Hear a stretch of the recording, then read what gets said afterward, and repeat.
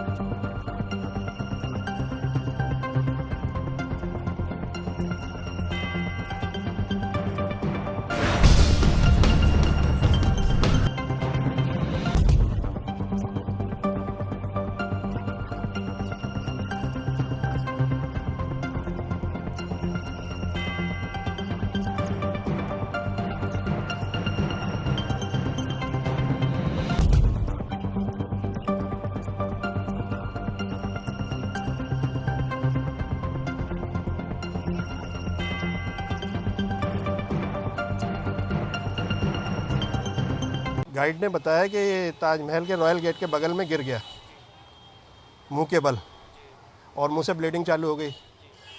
उसको वो स्ट्रेचर पे लेकर हमारी एम्बुलेंस पे आया। हमारी एम्बुलेंस पे 4:15 पर वो गिरा था, 4:20 पे हमारी एम्बुलेंस पे आ गया। 4:20 पे हमारी एम्बुलेंस पे आ गया वो। तो हमने उसको, गाइड ने बोला कि हमें उपाध्याय हॉस्पिटल पहुंचा दीजिए, तो हम सीधे गाइड के कहने पर उपाध्याय हॉस्पिटल लेके आए। तो उपाध्याय हॉस्पिटल के डॉक्टर्स ने उनको देखा गाड़ी में ही, और उन्होंने बोल दिया कि नो मोर।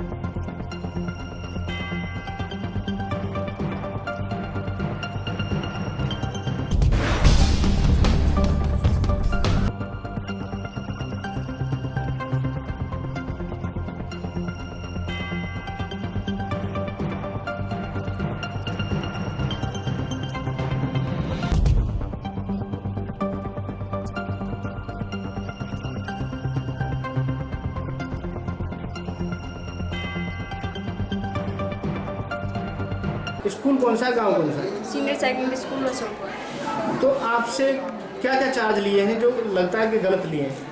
100 रुपये हमसे बोला था कि जनरेटर बनवाने के लिए ले रहे हैं और पंखे चलवाएंगे हम आपके, तो वो अभी तक तो हमारी क्लास के तो बने ही नहीं है। जून से मई से ख़राब है वो, 29-30 मई से, और अभी तक नहीं बने। हम बोल रहे थे फिर भी नहीं बने, और हमसे 200 रुपये 9th में लिए थे इनरोलमेंट के। तो पूरी गर्मी निकल गई, फिर कैसे गुजारा किया आपने? गर्मियों में हमने बोला था प्रिंसिपल सर से, सारे सर से बोला था, लेकिन किसी ने नहीं बनवाए। वो क्या कहा था आपसे उन्होंने? क्या कहा था कि बनवा देंगे, लेकिन बनवाई नहीं अभी तक। कौन सी क्लास में पढ़ते हैं? 10th class. स्कूल कौन सा है? Government senior secondary school. गांव कौन सा है? रसूलपुर। तो आपसे क्या 100 रुपये पंखे चलाने का चार्ज लिया है मास्टरों ने? लिया है। और एनरोलमेंट के 200 रुपये लिए थे। कब लिए थे? 9th में लिए थे। तो पंखे चल पाए क्या उसके बाद? हाँ कि तो सब हिसाब से चालू, लेकिन जो ये लड़की वाले हैं वो नहीं। पंखे चले ही नहीं, लेकिन 100 रुपये ले भी लिए। क्या कहना है इस बारे में? हम हमारा ये कहना है कि ये पंखे चलवाए जाएं। कौन सी क्लास में पढ़ती हैं? कौन सा स्कूल है? Government second senior school. यहाँ पर आरोप लगाए गए हैं अध्यापकों द्वारा कि आप बच्चों से 100 रुपये पंखे चलाने की फीस ली गई है। 100 कितनी सच्चाई है इसमें? बहुत ज़्यादा है। हम पे 100 रुपये लेकर और हमारे 10th क्लास लड़कियों के पंखा भी नहीं चल रहे, चले भी नहीं है, फिर भी 100 रुपये ले लिए। आपसे एनरोलमेंट के पैसे भी कितने लिए थे? 200। 30 रुपये फीस है, फिर 200 रुपये कैसे लिए गए? वो 9th में लिए गवर्नमेंट को 200 रुपये। तो कभी शिकायत की इस बारे में अधिकारियों से? नहीं कर पाए।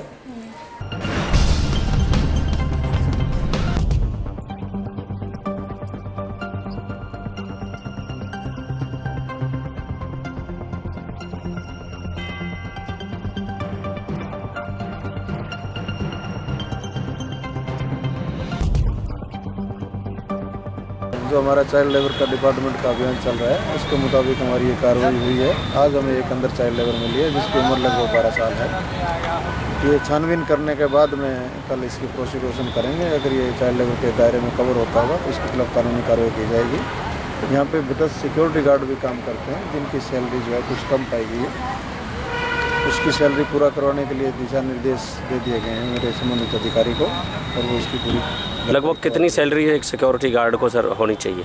अभी सिक्योरिटी गार्ड की जो सैलरी है यहाँ 400 रुपये पर डे के हिसाब से दे रहे हैं। कानून के मुताबिक 470 रुपये 12 घंटे की उसकी दिहाड़ी लगभग होनी चाहिए और 70 रुपये पर वर्कर इनको कम सैलरी मिल रही है।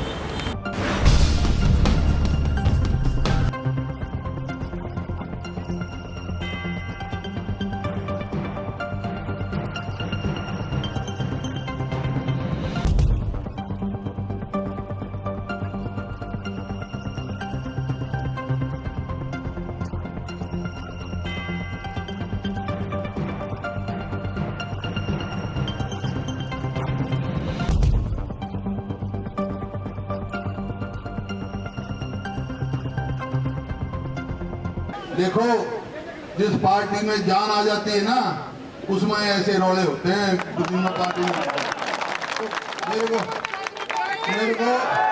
मेरे को आज यकीन हो गया है कि लोग कांग्रेस की तरफ आ गए। ये अच्छे भविष्य की निशानी है कांग्रेस पार्टी की। तो इस बात की भाई अब जरा शांति से सुनो। जो आज हमारे सबका यहाँ इकट्ठा होने का मकसद जो है, जैसे पहले भी आपको बताया, कांग्रेस पार्टी एक बड़ी भारी रैली कर दी और 19 अप्रैल को भी की थी। उसमें भी आप बहुत लोग गए थे। हरियाणा में सबसे ज्यादा तादाद भी 19 तारीख को रामलीला ग्राउंड पे गई थी। क्यों गई थी, आज क्यों हम दोबारा रैली कर रहे हैं, इसके बारे में बताना चाहता हूँ। और भूमि अधिग्रहण कर देते थे, ना किसान की सहमति, जब नोटिफिकेशन किया और अधिग्रहण किया, मनमर्जी का मुआवजा दे दिया किसान को। अभी यहाँ तक है जो दिल्ली की राजधानी बनी कि अंग्रेजों ने हमारे को बेदखल किया था, 1 पैसा मुआवजा नहीं दिया। तो ऐसा कानून था और वो कानून चलता रहा 2005 में। उससे पहले भी आपने देखा, हमारे से पहले इनेलो सरकार थी। यहाँ जो केएमपी बन रहा है, क्या आप मुआवजा दे रहे थे भाई? मेरे पास रिकॉर्ड है। हमारी सरकार बनने से पहले केएमपी 135 किलोमीटर लंबा है और उस तत्कालीन सरकार जिसके मुख्यमंत्री चौधरी ओम प्रकाश चौटाला थे इनेलो के, उसने लिख के दिया है दिल्ली सरकार को, क्योंकि वो भी इसमें हिस्सेदार है, कि हम 2.25 लाख रुपए एकड़ एक्वायर करके दे देंगे। तो कुल जो आंका गया था मुआवजा किसानों का 160 करोड़ था 135 किलोमीटर का। उसके बाद हमारी सरकार बनी और उसी टाइम पहली बार देश में हरियाणा की सरकार, जो सोनिया गांधी के आशीर्वाद से, आपके सहयोग से हमारी सरकार बनी कांग्रेस पार्टी की 2005 में, पहली बार हरियाणा सरकार ने हरियाणा के किसान को उसकी जमीन की आर्थिक मूल्य दी। कैसे दी? जो 160 करोड़ आंका गया था, तो हमने कहा पूरे प्रदेश का फ्लोर रेट फिक्स कर दिया, इससे कम अधिग्रहण का कुछ किसी काम के लिए हो मुआवजा नहीं मिलेगा। उसी जमीन का उतना ही किसानों को 160 करोड़ की बजाय 650 करोड़ रुपया मुआवजा मिला।